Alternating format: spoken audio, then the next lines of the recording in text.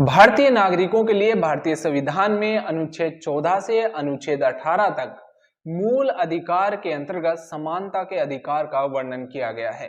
जो भारतीय संविधान के भाग 3 में इनका वर्णन है। अनुच्छेद 14 से अनुच्छेद 18 के अंतर्गत समानता का अधिकार आता है, जो मूल अधिकार में भारतीय नागरिकों को प्रदान किया गया है। अनुच्छेद 14 जिसमें विधि के शासन की बात की गई है। विधि के समक्ष समानता या विधि के समक्ष संरक्षण, ये दो शब्द हैं जो विधि के शासन यानी आर्टिकल 14 में इनका वर्णन है। विधि के समक्ष समानता ये शब्द ब्रिटेन के संविधान से लिया गया है। ये एक नकारात्मक अवधारणा है। इसमें कहा गया है कि कानून के समक्ष सभी समान हैं, यानी कानून के समक्ष सभी व्यक्ति समान हैं। कोई भी व्यक्ति कानून से बड़ा नहीं है। एक विद्वान हुए हैं डाइसी, उसके कथन पर आधारित है विधि के समक्ष समानता, जो ब्रिटेन के संविधान से ग्रहण किया गया। दूसरा शब्द है विधि का समान संरक्षण, जो एक सकारात्मक अवधारणा है, जो यूएसए के संविधान यानी अमेरिका के संविधान से ग्रहण किया गया शब्द है। यानी भारतीय संविधान में विधि के समक्ष समान संरक्षण अमेरिका के संविधान से ग्रहण किया गया। इसमें कहा गया है कि समान परिस्थितियों में कानून द्वारा यानी विधि द्वारा समान व्यवहार किया जाएगा। यानी एक स्थिति में यदि दो व्यक्ति हैं तो उनके अलग अलग कानून लागू नहीं होगा, कानून दोनों के लिए समान व्यवहार करेगा, यानी समान परिस्थिति में विधि समान व्यवहार करेगी। ये एक सकारात्मक अवधारणा है। यह था आर्टिकल 14।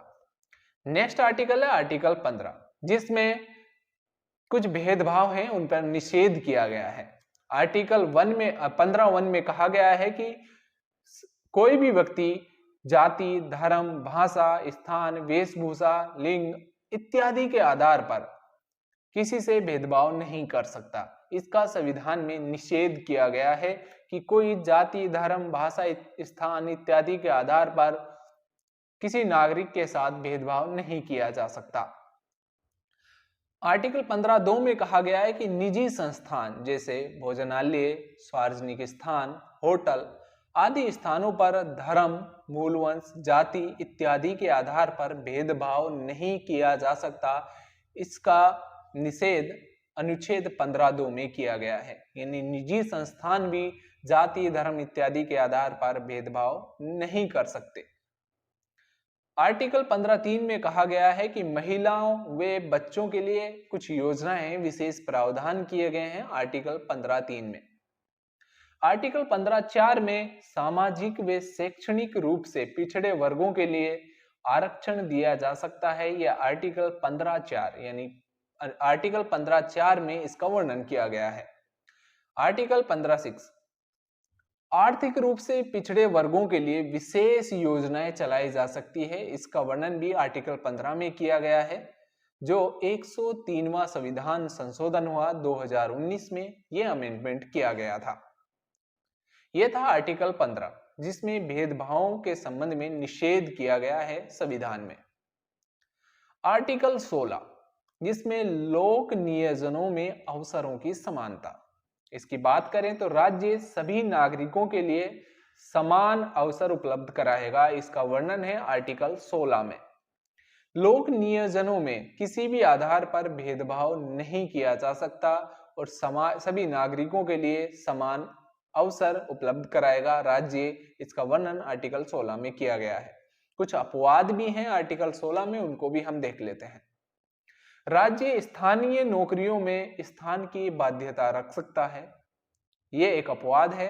दूसरा अपवाद है कि पिछड़े वर्गों के लिए स्थान आरक्षित रख सकता है राज्य। एग्जाम्पल जैसे पदोन्नति में आरक्षण। धार्मिक संस्थानों में धर्म के लिए स्थान आरक्षण रख सकता है, यानी धार्मिक जो संस्थान हैं उनमें धर्म विशेष के लोगों के लिए स्थान आरक्षित किए जा सकते हैं। आर्थिक रूप से कमजोर वर्गों को भी आरक्षण दिया जा सकता है। यह 103वां संविधान संशोधन 2019 में ये जोड़ा गया। यानी आर्थिक रूप से जो कमजोर वर्ग हैं उनको भी आरक्षण प्रदान किया जा सकता है आर्टिकल 16 के तहत, यानी लोक नियोजनों में अवसरों की समानता। ये आर्टिकल 16 में इसका वर्णन था।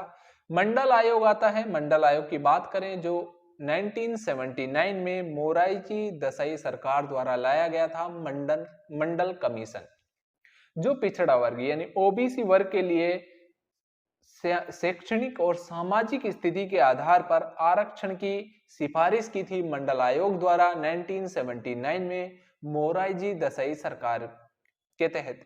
यह अमेंडमेंट भी अनुच्छेद 16 के तहत ही है। इंदिरा साहनी एक केस होता है 1992 में। आरक्षण की सीमा 50% से अधिक नहीं होगी, ये सुप्रीम कोर्ट ने आदेश दिए थे। ओबीसी में क्रिमिलियर की अवधारणा ये भी इसमें जोड़ा गया। ये था आर्टिकल 16। उसके बाद आता है आर्टिकल 17 जिसमें अस्पृश्यता का अंत किया गया है आर्टिकल 17 में, जिसमें कहा गया है कि किसी भी व्यक्ति को सामाजिक, धार्मिक इत्यादि के आधार पर उसका बहिष्कार नहीं किया जा सकता। इसका निषेध किया गया है आर्टिकल 17 में अस्पृश्यता का अंत के अंतर्गत। यानी कोई भी व्यक्ति है, कोई भी भारतीय नागरिक है, उसको सामाजिक या धार्मिक या अन्य आधार पर उसका बहिष्कार नहीं किया जा सकता। इसका निषेध किया गया है आर्टिकल 17 में। आर्टिकल 18 जिसमें उपाधियों का अंत के संबंध में वर्णन किए गए हैं। इसमें कहा गया है कि राज्य, सेना, शिक्षा के सम्मानों के अतिरिक्त कोई उपाधि प्रदान नहीं करेगा। इसका वर्णन है आर्टिकल 18 में। भारतीय नागरिक यदि अन्य देश से उपाधि प्राप्त करता है तो उसे राष्ट्रपति की अनुमति लिया जाना आवश्यक है। यानी बिना भारत के राष्ट्रपति की अनुमति लिए बिना वो किसी अन्य देश से सम्मान प्राप्त नहीं कर सकता। भारतीय सरकार की सेवा में यदि कोई विदेशी नागरिक कार्यरत है, वो भी राष्ट्रपति की अनुमति से ही सम्मान ग्रहण कर सकता है। राष्ट्रीय पुरस्कारों की शुरुआत 1954 में हुई, जिनमें भारत रत्न, पद्म भूषण, पद्मश्री इत्यादि पुरस्कार हैं, जिनकी शुरुआत 1954 में की गई भारत सरकार द्वारा। यह था समानता का अधिकार, यानी मूल अधिकारों के अंतर्गत भारतीय संविधान ने भारतीय नागरिकों को प्रदान किया गया समानता का अधिकार। ये सभी नागरिकों को समान रूप से प्रदान किया गया है भारतीय संविधान द्वारा, जिनकी संविधान गारंटी प्रदान करता है और न्यायालय इनका संरक्षक होता है।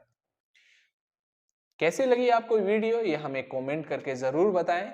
नेक्स्ट पार्ट के लिए हमारी नेक्स्ट वीडियो जरूर देखें, जिसमें हम स्वतंत्रता के अधिकारों के संबंध में जो भी तथ्य हैं, जो भी वर्णन है, उसको हम इस नेक्स्ट वीडियो में लेके आएंगे। मिलते हैं नेक्स्ट वीडियो में। नेक्स्ट इंपॉर्टेंट टॉपिक स्वतंत्रता के अधिकार के अंतर्गत, यानी उसका वर्णन हम नेक्स्ट वीडियो में करेंगे।